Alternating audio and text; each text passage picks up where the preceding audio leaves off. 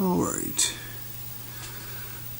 this is my workbench, and what we have here today is my Quasar VR1000 video recorder, also known as the Quasar Great Time Machine. It was introduced in 1977, shortly after the Betamax, around the same time as VHS, and competed for a short time with Betamax and VHS. This deck powers on, but does not actually do anything.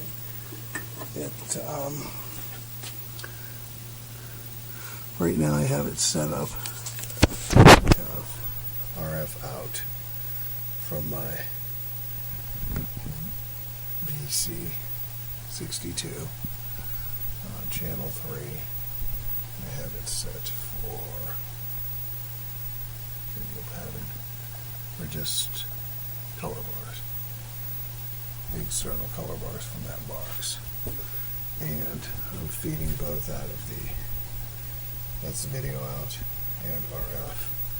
So the video goes there, and that's the out, and then the RF goes there. Already hooked up to my Sony monitor.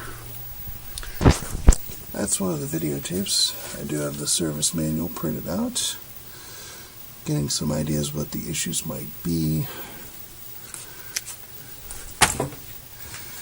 This is one of the videotapes in its box. Probably can't do this one-handed. Yeah, maybe.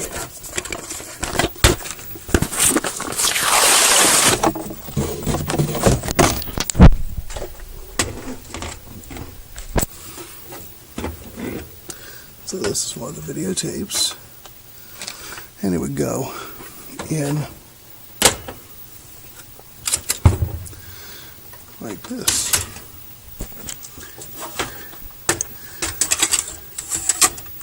It's half-inch videotape on a coaxial reel, which means there's two reels, one stacked on top of the other, take up and playback. Take up and supply, I'm sorry. There's the feed mechanism, the anti-erase feature, and the head drum actually gets pushed into the cassette. It's a full alpha wrap. There's only one video head, and do not open, but yeah, there's the videotape right there. So the cassette goes in like this, and this is actually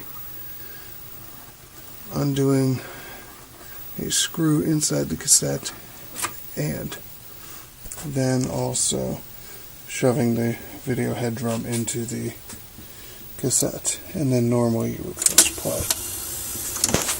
Yep.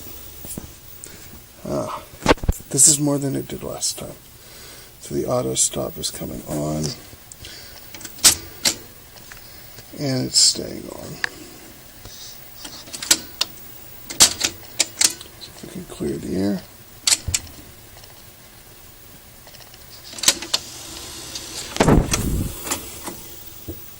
So auto stop comes on automatically. So eject the tape. So it is the auto stop mechanism, and that cleared the air as well. But I still have nothing from the tuner.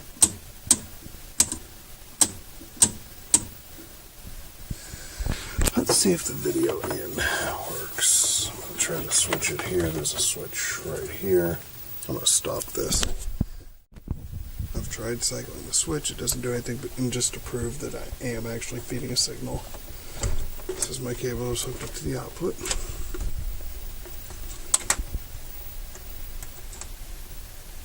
See? So, yeah. Just don't let you think I'm blowing smoke up your butt. I am supplying video into it. It's just not working. So time to start perusing the manual. But this shouldn't take too long to restore. And unlike a lot of the VCRs, I think there's only 3 belts in here, where most VCRs of this era have at least 5. So, should be an interesting project. There's a lot of interesting features. Your standard controls, you can do black and white or color recording. Skew control, which was really only something that was never on VHS or beta at a consumer level. It was on pneumatics. Tracking control.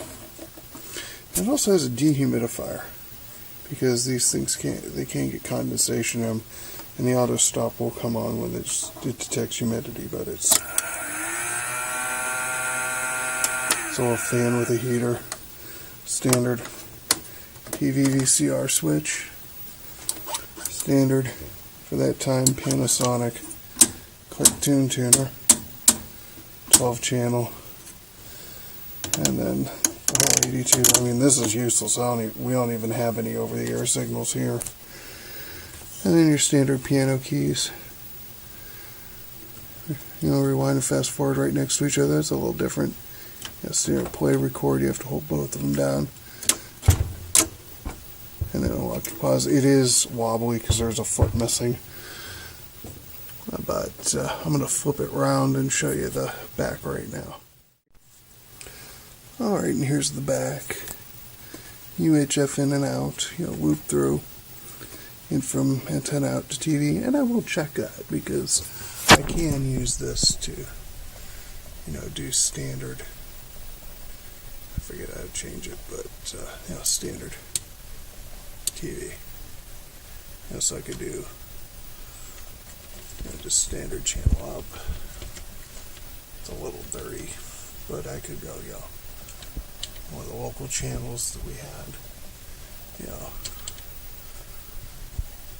so you can, check the tuner. But and the VHF input here has a 75 ohm input or 300 ohm, and that's switchable. And you can see that once I take these alligator clips off. I didn't clean this thing at all.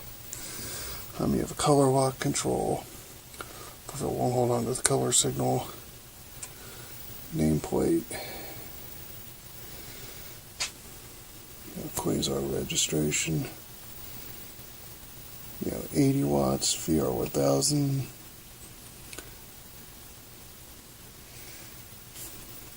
Has a switched outlet set for 60 hertz. RF converter is in this little box, set for channel 4. So you would buy either, if this one wasn't switchable like later, you would buy either 3 or 4. And